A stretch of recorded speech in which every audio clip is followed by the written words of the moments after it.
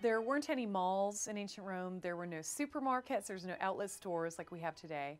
So people went to a variety of other places to purchase things. There were big formal markets in ancient Rome. There were tabernae, and then there was a lot of temporary trade as well. Smaller shops in ancient Rome were called tabernae, and they're even more of a puzzle than the larger markets are. Occasionally the finds inside a shop make it obvious as to what went on there.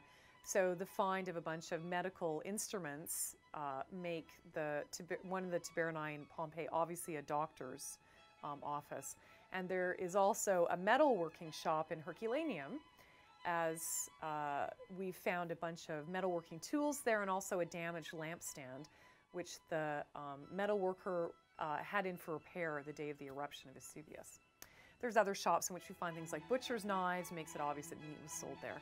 And sometimes outside of the shop there was a sign or an advertisement which makes the nature of the business clear. But in most cases, we actually have very little clue as to what goods and services were sold inside that shop. We don't know the answers to very basic questions, such as did the workshops combine with retail businesses? Were they in the same space? We don't know that. We know even less about the personnel behind the shop counter.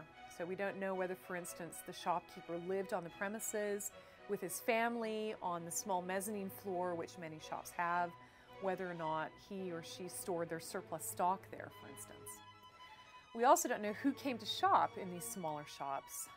In a rich household, perhaps slaves were sent out to do the shopping, but if you were a rich woman and you wanted silk or new perfume, did you have these luxuries brought to the house to you by tradesmen, or did you go out to window shop yourself? We just don't know.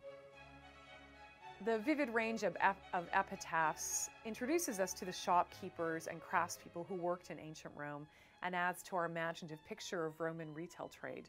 There are epitaphs for sword makers, workers in copper and marble and ivory. There are dealers in birds and honey. There were locksmiths. There were makers of eyes for statues, furriers, masseurs, men and women who dealt in cloaks or beans or paints or cosmetics. We have the epitaphs of hairdressers, fruit sellers, dealers in wine and fish. The Roman city seems to have had a wide variety of what we would call temporary trade, the kind of trade that went on outside the tabernae and the markets. So this is trade that was set up on street corners or under porticos, temporary booths and trestle tables set up for the occasion. So much of Roman retail business seems to have been a wonderful kind of mass spilling out onto the city streets and pavements. Even the grandest buildings in Rome sometimes accommodated retail alongside their ceremonial function. So one of the iconic buildings in the Roman Forum is the Temple of Castor with its 3 existing columns. Very few people notice that built right into the temple podium on both sides is a series of tabernae or shops. So the temple actually housed shops at the same time. One unit almost certainly at one point housed a barber/dentist who often fulfilled the same function in antiquity. And we know this because of the large number of extracted teeth which were found in the drain in that taberna.